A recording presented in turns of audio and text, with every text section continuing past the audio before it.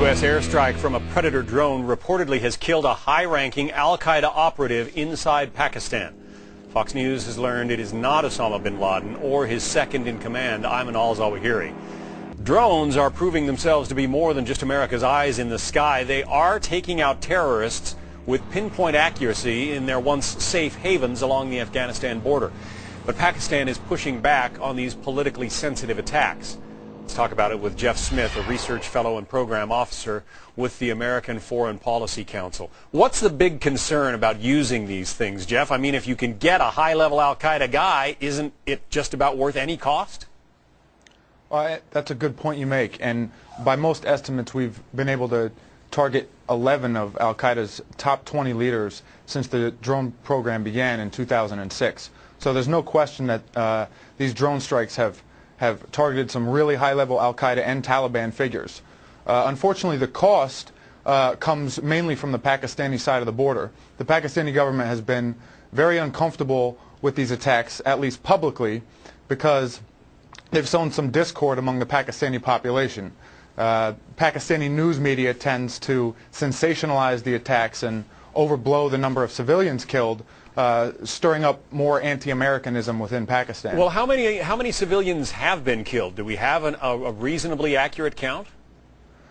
Unfortunately, we don't. The numbers have been sort of all over the map. One recent study by the New America Foundation, headed by Peter Bergen, expert on al-Qaeda, estimated that about 33% of the targets killed have been civilians.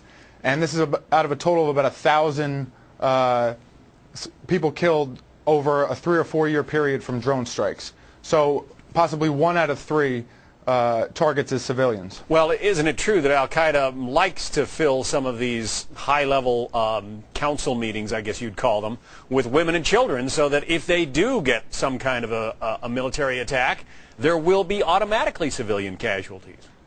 That's true. That's been one of their known and proven tactics. And I think it's also important to note that many of the people we're targeting are slaughtering Pakistani civilians themselves.